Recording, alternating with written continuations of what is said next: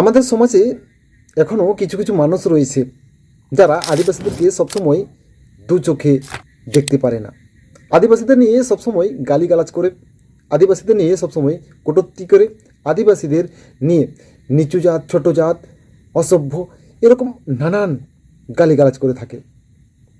আমরা সবাই জানি যে রামপুর হাটে যে ঘটনাটি ঘটেছে, আদিবাসী এক ছাত্রীর সঙ্গে যে ঘটনাটি ঘটেছে বা তাকে নৃশংসভাবে ধর্ষণ করে যেভাবে খুন করা হয়েছে, আমাদের যে পার্শ্ববর্তী রামপুর হাটে এক ছাত্রীকে ধর্ষণ করা হয়েছে। সেটা কোথায়? ওটা রামপুর হাট এলাকায়, বারোমেশে গ্রাম। আপনারা কি চান? আমরা চাই এই যে জঘন্যতম শিক্ষক যে আচরণটা করেছে, যে এই যে সপ্তম শ্রেণীর ছাত্রীকে ধর্ষণ করে তিন টুকরো করে কেটে পিস করা হয়েছে, এই রকম জঘন্যতম শিক্ষকের ফাঁসি হওয়া দরকার। এবং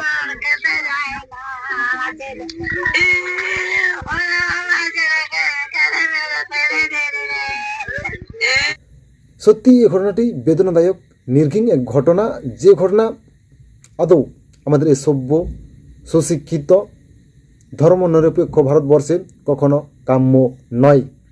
এবং এই ঘটনা নিয়ে জাতি, ধর্ম, বর্ণ, দলমত নির্বিশেষে সবাই এর প্রতিবাদ করেছে এবং দোষী যেন শাস্তি পায় এই দাবি সবাই রেখেছে।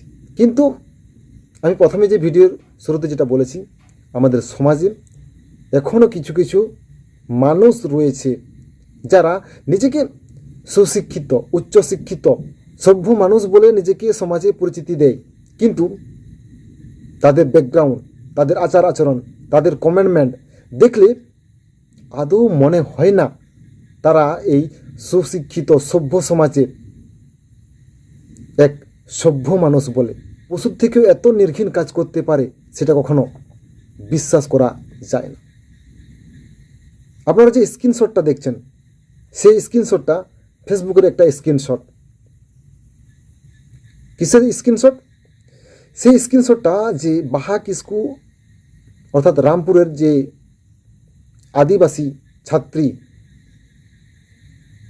তাকে যেভাবে নৃশংসভাবে ধর্ষণ করে খুন করা হয়েছে, এবং সেই নিয়ে সোশ্যাল মিডিয়াতে প্রতিবাদের ঝড় উঠে, গ্রাউন্ডে যখন প্রতিবাদের ঝড় উঠে এবং বিভিন্ন রাস্তা জাম করে, বিভিন্ন রাস্তা অবরোধ করে, বিভিন্ন অফিস আদালত থানা ঘেরাও করে যখন প্রতিবাদের ঝড় উঠে, সেই সময় এই সুশিক্ষিত সভ্য সমাজের এক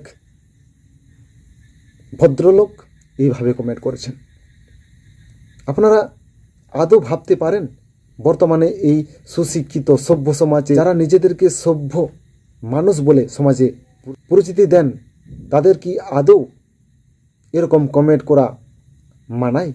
আরও নানান প্রশ্ন উঠতে আজকে শুরু করেছে। সত্যি কি আদিবাসীদেরকে আজও সমাজের মূল স্রোত থেকে নিচু চোখে দেখা হচ্ছে?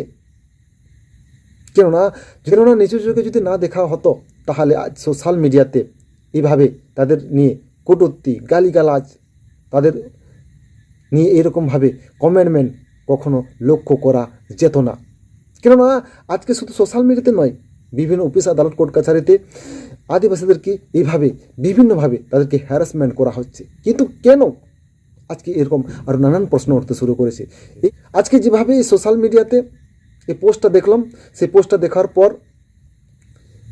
মাননীয় শ্রদ্ধেয় কলকাতা হাইকোর্টের অ্যাডভোকেট প্রদীপ সোরেন বাবু, তিনি এই ভদ্রলোকের বিরুদ্ধে বা আদিবাসীদের অপমানজনক কটূক্তি বা মন্তব্য করার জন্য তার বিরুদ্ধে লিগ্যাল অ্যাকশন নিয়েছেন এবং আইনের পথে চলবে এবং সেটার অপেক্ষায় আমরাও রয়েছি। এটা কতটা কি সঠিক বিচার পায় আদিবাসীরা, বা যেই রামপুর হাটের যে ছোট্ট আদিবাসী ছাত্রীর সঙ্গে যে ঘটনাটি ঘটেছে এবং সেই ঘটনা নিয়ে আজকে যে লাগাতার আন্দোলন, যে লাগাতার লড়াই চলছে, সেটাও শেষ পর্যন্ত কতটা কি হবে সেটাই দেখার বিষয়। এবং আজকে দলমত নির্বিশেষে যখন রামপুর এলাকা সহ আরও বিভিন্ন এলাকায় অর্থাৎ পশ্চিমবঙ্গের বিভিন্ন জায়গায় যেভাবে আজকে আন্দোলন শুরু হয়েছে, যেভাবে আজকে বিভিন্ন প্রান্তে দলমত জাতি ধর্ম নির্বিশেষে যেভাবে আন্দোলন শুরু হয়েছে, বা এই ছোট্ট আদিবাসী ছাত্রের উপর যেভাবে নৃশংসভাবে অত্যাচার করে তাকে খুন করা হয়েছে, এটা যাতে সুবিচার পায় এটাই সবাই চাইছি। এবং এই নিয়ে আপনাদের মূল্যবান বক্তব্য অবশ্যই এই ভিডিওর কমেন্ট বক্সে কমেন্ট করে জানাবেন। তো আজকের এই ভিডিওটি এখানে শেষ করা হলো। দেখা হবে আবার অন্য কোনো নতুন ভিডিওতে। ততক্ষণের জন্য সবাই ভালো থাকবেন, সুস্থ থাকবেন। নমস্কার।